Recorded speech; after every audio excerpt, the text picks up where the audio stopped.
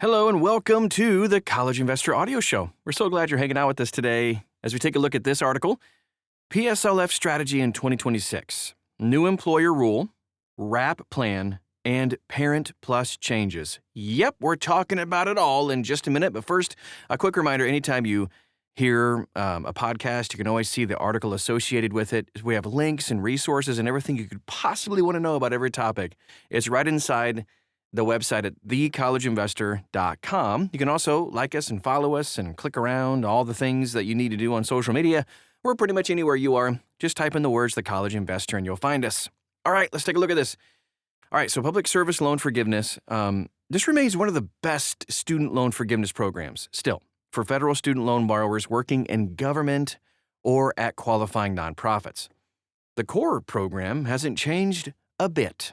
You still need to hit 4 requirements to get your loans forgiven, but the rules around those requirements are kind of shifting a little bit in 2026, and if you're actively pursuing PSLF, you gotta understand what's different. Let's dive in. Here are 4 pillars of PSLF eligibility and what's changing with each.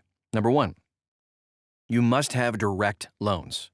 Only federal direct loans qualify for PSLF. If you have older FFEL or Perkins loans, you'll need to consolidate them into a direct consolidation loan before any payments count. This requirement really hasn't changed at all, and there's no indication it will. The one thing to keep in mind here is that if you consolidate, your payment count might reset. So, if you've already been making qualifying payments on direct loans, don't consolidate those, just consolidate the non-direct loans. Hope that makes sense. And of course, remember, if you do consolidate existing direct loans with a PSLF payment count, your new loan will have a weighted PSLF average.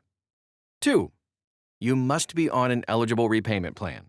This kind of goes without saying, but just in case, this is where the biggest changes are actually going to be happening here in 2026.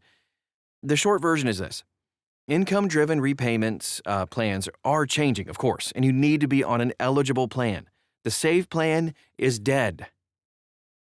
There's no hope for it. They're not going to revive it. It's dead. Borrowers in SAVE forbearance are not currently able to make qualifying PSLF payments, and time spent in forbearance doesn't directly count for PSLF. So, if you're on SAVE, switch it right now to an alternative income-driven repayment plan ASAP, as Michael Scott would say, ASAP as possible, to resume earning credit toward forgiveness. Yes, PSLF buyback is absolutely an option, but it's not necessarily a financially savvy option. Don't rely on it. A new plan called WRAP, which is the Repayment Assistance Plan, launches July 1st of 26. WRAP will be the only income-driven plan available for loans dispersed on or after that date. It calculates payments at 1 to 10% of your adjusted gross income, AGI, which is not discretionary income like IBR.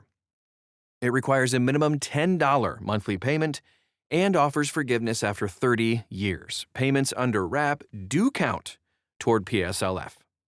For existing borrowers, IBR remains available for loans dispersed before July 2026, as long as you don't consolidate or take out a new loan.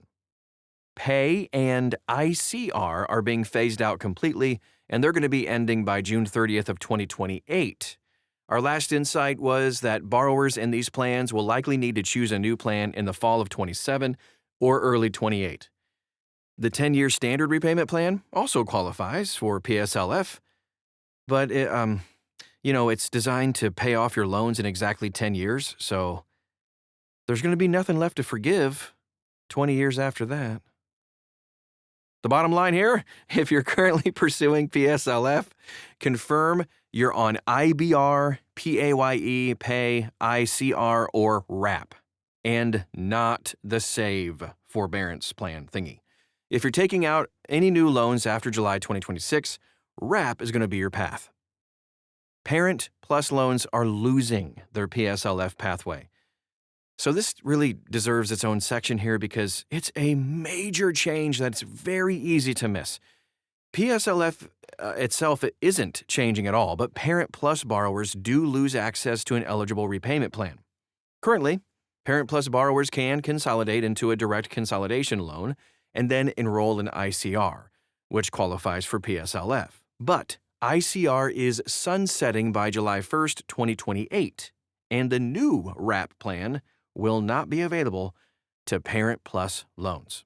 That means new Parent Plus borrowers after July 1st, 2026 will have no income repayment option at all and no path to PSLF.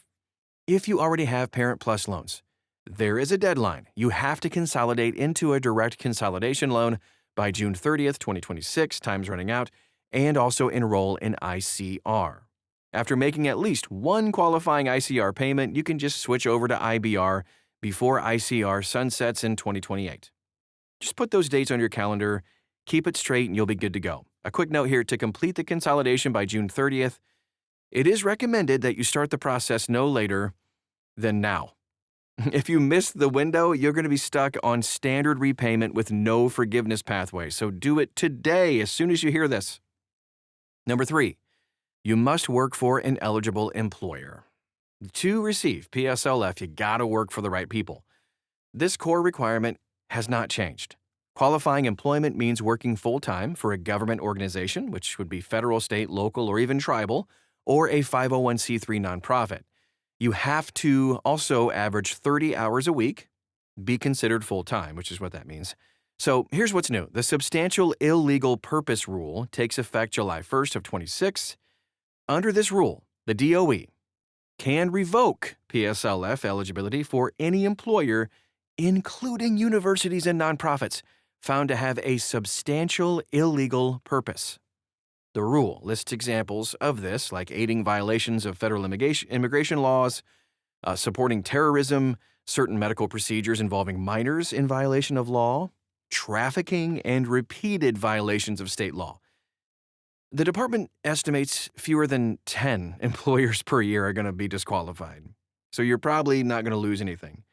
But a disqualified employer does lose its eligibility, so just pay attention to what your employer's doing. Here's what this means for you. For a vast majority of borrowers, this is not going to change a thing. But if you work for an organization that could be politically targeted under this rule, kind of worth monitoring that. It's also important to note that past qualifying payments cannot be revoked. Your employer would only be disqualified in the future, so you would know in advance and have time to change employers if you so choose. Number 4, you must make and certify 120 qualifying payments. You gotta have 120 payments, 10 years worth, made while working full-time for an eligible employer and enrolled in an eligible repayment plan. Payments don't need to be consecutive either. Submit your PSLF form at least annually, and every time you change employers, too. This certifies your employment and tracks your payment count. Don't wait, though, until you hit that 120 payments to submit for the first time. Annual certification does help catch errors early and keep your count accurate. You can monitor your green banners in your student aid account. If after 120 certified qualifying payments, you submit the PSLF form one final time to request your forgiveness. Any remaining balance is forgiven, and the best part about it is, it's tax-free, baby! Some key takeaways from today's show: if you're on the SAVE plan, get out of it now. Not even tomorrow, it's just today. Switch to IBR or another qualifying income-driven plan immediately. Cannot stress that enough. Time on SAVE is not counting toward PSLF right now. You're just wasting time and money by waiting. If you have a Parent Plus loan, consolidate into a direct consolidation loan and enroll in ICR before June 30th, 2026. Then plan to switch to IBR before ICR sunsets in 28. If you're taking out new loans after July 26, WRAP is going to be your only income-driven option to qualify for PSLF. That was a lot of information to take in. I hope it was helpful for you, and if you found it helpful, hit a subscribe button thing. Like us on social media, all that kind of stuff. You can follow us, just search for The College Investor, and you'll find us. We'd love to help you wherever you are in your money journey. If you have more questions about PSLF and all the different loan things that are going on right now, we'd love to help you along. You can also just check out the website. Everything's right there for you, too. thecollegeinvestor.com. Thanks so much for stopping by today, and we'll talk to you again real soon.